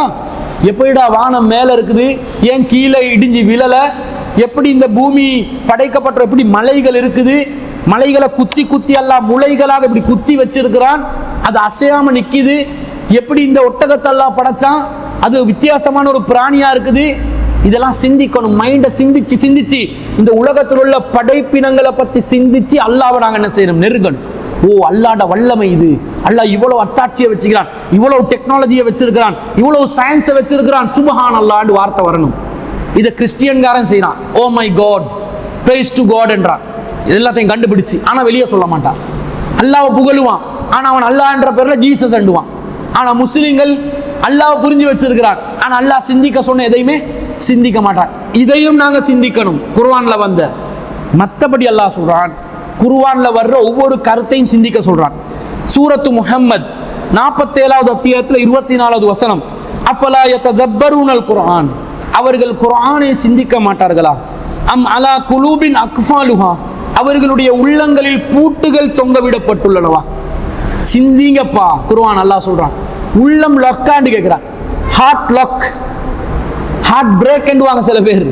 அல்லாஹ் சொல்றான் லொக்கோண்டா, ஹார்ட் லாக், சிந்திக்குது இல்ல, உள்ளம் இறுகி பூட்டு போட்டா. அல்லாஹ் கேட்கிறான் பூட்டு லொக்கு, இப்ப போட்டான்னு அல்லாஹ் கேட்கிறான். லொக் போட்டா சிந்திக்க மாட்டியா, பூட்டு போட்டு பெட்லாக் போட்ட உள்ளங்களான்னு அல்லாஹ் கேட்கிறான். சிந்திக்க சொல்றான். சிந்திக்காதவர்களுடைய உள்ளங்கள் பூட்டுகள் இருக்கும் உள்ளங்கள் என்றதை விளங்கணும். அதே போன்று 38வது அத்தியாயத்தில் 29வது வசனத்தில் அல்லாஹ் சொல்றான், கிதாபுன் அன்ஸல்நாஹு இலைக முபாரக்கன், நாங்க ஒரு குர்ஆன் அருளி இருக்கிறோம், பரக்கத்தான குர்ஆன். அல்லாஹ் சொல்றான் பரக்கத்தான குர்ஆன், லியஸப்பரு ஆயாத்திஹி, அதனுடைய வசனங்களை மக்கள் சிந்திக்க வேண்டும் என்பதற்காக. மக்கள் சிந்திக்கணும் அல்லாஹ்வுடைய வசனங்களை. வலியததக்கர உலுல் அல்பாப், அறிவுள்ளவர்கள் அல்லாஹ்வை நினைப்பதற்காக, சிந்திப்பதற்காக, படிப்பினை பெற்று அறிவுள்ளவர்கள் அல்லாஹ்வை நினைத்து சிந்திப்பதற்காக வேண்டி இந்த குர்ஆனை இறக்கி இருக்கிறேன் என்ற அல்லாஹ் சிந்திக்க சொல்றான். எந்த வேத புத்தகத்தையும் சிந்திக்குமாறு எந்த மதமும் சொல்லாது. சொல்லுமா? காரணம் தெரியா, வாசிச்சா சிந்திச்சா முடியாது, விளங்காது, அதனுடைய வார்த்தைகள் விளங்காது, அர்த்தம் புரியாது, தத்துவங்கள் விளங்காது. யாராவது இருந்து வியாக்கியானம் சொல்லணும், வியாக்கியானம் சொன்னா தான் புரியும் என்ற அளவுக்கு இருக்கும். ஆனா அல்லாஹ் சொல்றான் விளங்கு விளங்கு விளங்கு என்றான். இதே மாதிரி 23வது அத்தியாயத்தில் 68வது வசனத்துல, அஃபலம் யதப்பரல் கௌல அம் ஜாஹும் மா லம் யஅதி ஆபாஹுமுல் அவ்வலின், அவர்கள் இதை சிந்தித்து பார்க்கவில்லையா, அவர்களுடைய முந்தைய முன்னோர்களிடம் வராத ஒரு செய்தி அவர்களிடம் வந்துள்ளதா. இது புதிய செய்தியா? அல்லாஹ் ஒருவன் என்றது உங்களுக்கு புதிய செய்தியா? உங்களுக்கு முன்னோருக்கெல்லாம் இது வந்தது இல்லையா? எல்லாருக்கும் இந்த செய்தி வந்திருக்குது என்று அல்லாஹ் சொல்வதை நாங்கள் பார்க்கிறோம். அதே மாதிரி அல்லாஹ் 25வது அத்தியாயத்தில் 73வது வசனத்துல, வல்லதீன இதா துக்கிரு பி ஆயாத்தி ரப்பிஹிம், அல்லாஹ்வுடைய வசனங்கள் ஓதி காண்பிக்கப்படும் பொழுது, சொல்லி கொடுக்கப்படும் போது மூமின்கள் எப்படி இருப்பார்களாம், லம் யஹிரு அலைஹா சும்மன் வஹும் யானா, செவிடர்களாகவும் குருடர்களாகவும் மூமின்கள் இருக்க மாட்டார்கள் என்று அல்லாஹ் சொல்கிறார்.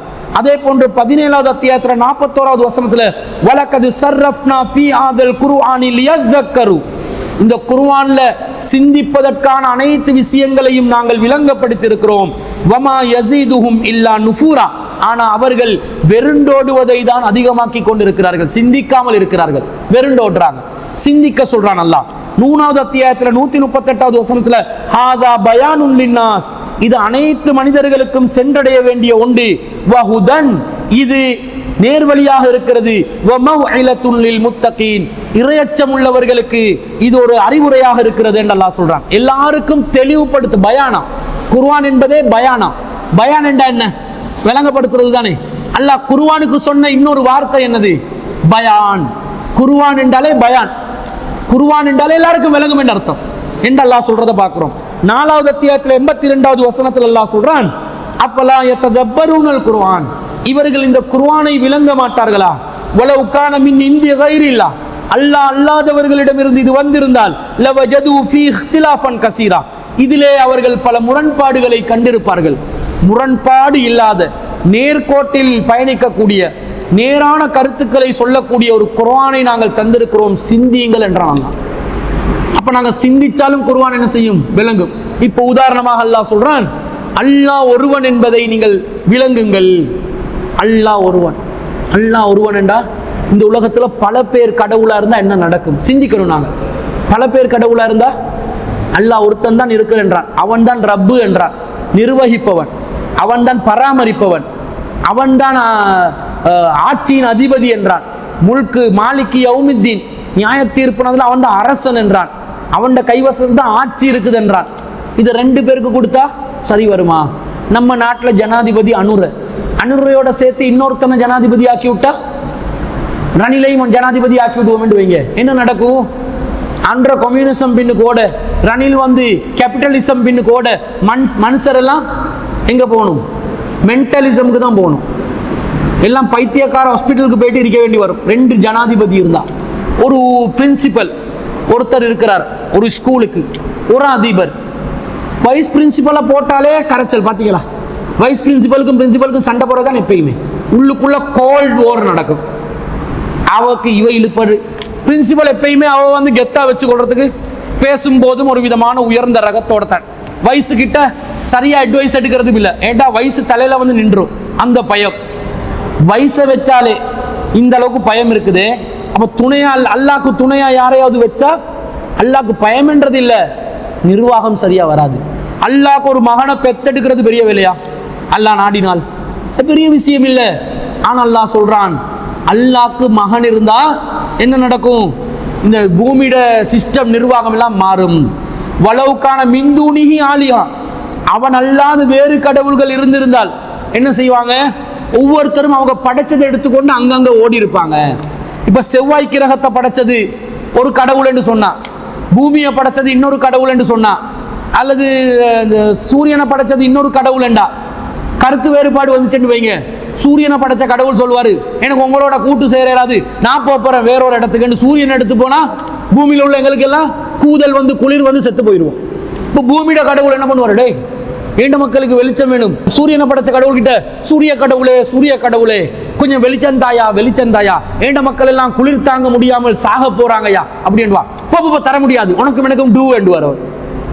2 பேரும் டூ பிடிச்சிக்கிறோம், உனக்கு எனக்கும் பாக தரமாட்டேன் சூரியன்டா. நாசமா போயிடுவோமா இல்லையா? நடக்குமா?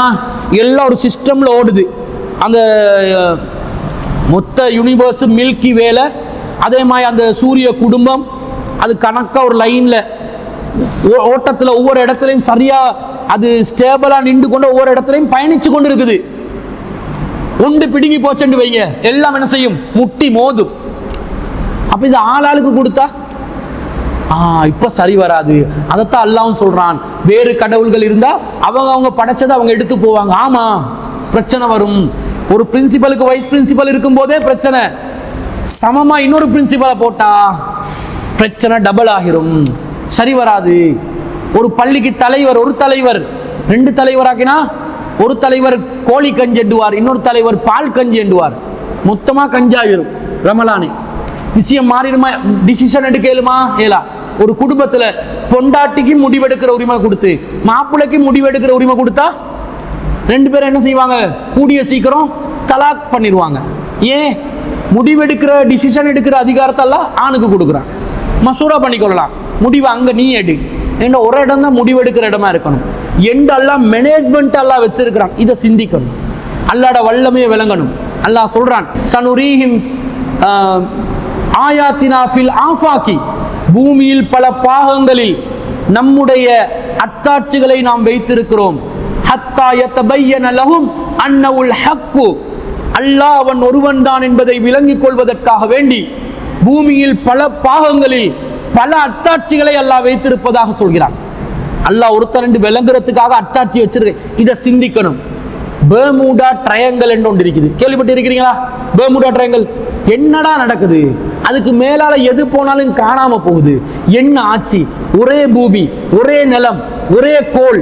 ஆனா அந்த இடத்துக்கு மட்டும் ட்ரையாங்கிளுக்குள்ள எது சிக்கினாலும் கடல் அடிபட்டு வருது, காணாம போகுது, கண்டுபிடிக்க முடியாம இருக்குது.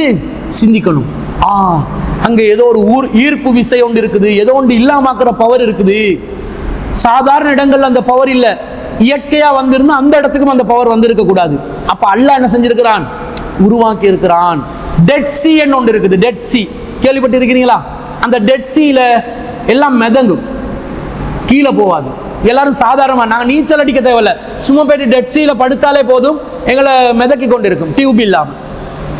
என்ன நடக்குது? ஏன் இந்த டெட் சீக்கு இப்படி ஆகுது? தேடி பார்க்கணும். அதுல தண்ணியில கணத்துல ஏதோ பிரச்சனையோ, அது வித்தியாசப்பட்டு இருக்குதோ. அது அழிக்கப்பட்ட ஊர் தானே, லூத் அலைஹிஸ்ஸலாத்துல அழிக்கப்பட்ட ஊருக்கு பக்கத்துல தான் இது, ஜோர்தானுக்கு பக்கத்துல. அந்த ஊர் என்றதுனால இதுல ஏதோ சிந்திக்கணும். அல்லாஹ் ஏதோ வித்தியாசத்தோடு நமக்கு ஒரு பாயிண்ட்டை தந்திருக்கிறான், நாங்க யோசிச்சு பார்க்கணும் என்று விளங்கணும். மிச்சம் தேவையில்ல. நீங்க மதீனால ஜபலுல் ஜின் என்ற ஒரு மலை இருக்குது. ஜபலுல் ஜின், ஜின் மலை. இங்கேயும் ஜின் மலை இருக்குது. எங்க? ஜெயிலானில ஜின் மலை இருக்குது. இது போய் ஜின் மலை, ஒரு ஜின்னும் இல்லைங்க. அது கஞ்சாக்காரன் தான் இருக்கிறான், பாபாமார்கள் கஞ்சா அடிச்சு கொண்டு இருப்பான். இது உண்மையிலே ஜபலுல் ஜின், ஜின் மலை. ஜின் இல்லைங்க. அந்த மலையில வித்தியாசம் ஒன்று நடக்கும். மலைண்டா ரெயின் இல்லை, மவுண்டன். என்ன வித்தியாசம்? அந்த மலையில ஒரு கெப் ஒன்று இருக்குது, ஒரு 100 மீட்டர் மாதிரி. பக்கத்துல இன்னொரு மலை பார்க்கறதுக்கு பயங்கரமா இருக்கு. மிடில் ஈஸ்ட்ல உள்ள மலைகள் எல்லாம் பார்க்கறதுக்கு பயங்கரமா இருக்கு. நீங்க சர்ச் பண்ணி பாருங்க. ஒரு ஜாதி ஜின் வாக்குல தான் இருக்கும். ஜின்ன கண்டு இல்ல, ஜின்னண்டா சைத்தான் தானே. சைத்தான் அலங்கோலமா தானே இருப்பான். அந்த அலங்கோலம் அங்க ஒரு வாகனத்தை நாங்க நியூட்ரல்ல வச்சு ஸ்டார்ட் பண்ணி, நியூட்ரல்ல வச்சா போகுது. பள்ளம் இல்லை, எந்த விதமான ஒரு மேடு பள்ளமும் இல்லாத சம தரையாக இருக்கக்கூடிய ஒரு இடத்துல ஒரு வாகனத்தை நியூட்ரல்ல வச்சா டிரைவ் ஆகுமா? ஆகாது. கியரை போடணும் அல்லது ரேசம் இருக்கணும். இது தானா போகுது. நான் போயிட்டு பார்த்துக்கிறேனே, ஒரு வாகனத்துல நியூட்ரல்ல போட்டு வாகனம் போகுது 140 ஸ்பீட்ல. சுப்ஹானல்லாஹ், என்னடா நடக்குது இங்க? அந்த அதாவது என்ன அர்த்தம்? ஒரு மலை ஒன்று இருக்குது, அந்த மலையை நோக்கி தான் போகும். இந்த ஒரு வலது பக்கத்தில் ஒரு மலைண்டுங்க, இடது பக்கத்தில் ஒரு மலைண்டு வைங்க. வலது பக்கத்தில் இருக்கிற மலையை நோக்கி தான் போகுது, இடது பக்கத்தில் உள்ள மலையை நோக்கி வருது இல்லை. ஏண்டா இங்க அங்க போவாது, இழுப்பட்டுமே. 2 மினிட்டா நடுவில் தான் நிற்கும். ஒரு பக்கத்துல தான் மலை இழுக்குது. அந்த மலையில ஏதோ மேக்னெட்டிக் பவர் ஒன்று இருக்குதா இல்லையா? வாகனத்தை இழுத்து எடுக்குது. அது ஒரே அடியா ஸ்பீட் ஆகுது இல்ல, கட்டங்கட்டமா வேகம் 10, 20, 30, 40. நான் லைவா பார்த்தேன், லைவா வீடியோவும் பண்ணேன், ஃபேஸ்புக்ல போடல. ஆனா வீடியோ பண்ணோம். நீங்க பாருங்க, ஜபலுல் ஜின்னு யூடியூப்ல அடிச்சு பாருங்க. என்னமோ இருக்குது, பவர் உண்டு. அந்த மலையை சவுதி அரசாங்கம் ஆய்வு செய்து பார்த்தால் ஏதோ சம்திங் புதிய ஒரு டெக்னாலஜியை கண்டுபிடித்து கொள்ளலாம். வாகனங்களுக்கு பெட்ரோல் அடிக்காமலேயே வாகனங்களை நகர்த்தி செல்லக்கூடிய ஒரு தொழில்நுட்பம் கூட அதில் இருக்கலாம். விளங்குதா இல்லையா? விளங்குது. இவன் என்ன பண்றான்? அதை பார்க்காம நியோம் சிட்டியா கட்டி கொண்டிருக்கிறான். 2030 ஓபன் பண்ணணும் ஜாஹிலியத் நகரம் ஒன்றை உருவாக்கி கொண்டிருக்கிறான். மொத்த உலகத்துல லலாலத்தையும் சவுதிக்குள்ள கொண்டு வந்து போறதுக்கு ஃபிரௌன் முகமது பின் சல்மான் என்ற ஒரு ஃபிரௌன் இருக்கிறானே, அவன் ஒரு வேலை பார்த்து கொண்டு இருக்கிறான். அது அவங்களோட விஷயம், நமக்கு தேவையில்லைன்னு வைங்க. ஆனா இந்த அத்தாட்சி, இதை சிந்திக்கணும். என்ன இதுல என்ன இருக்குது? அந்த அத்தாட்சியை புரிஞ்சா யாரை புகழணும்? நாங்க அல்லாஹ். அல்லாஹ் ஏன் இப்படி வச்சான்? இலங்கையில எத்தனை மலைகள் இருக்குது, அதுகள்ல இல்லாதது இங்க வந்துச்சு. இது ஏன் இருக்குது, எப்படி இருக்குது, என்ன காரணம், என்ன தொழில்நுட்பம் இப்படி குர்ஆன்ல ஏகத்துவத்தையும் சிந்திக்கலாம், அறிவியலையும் சிந்திக்கலாம்.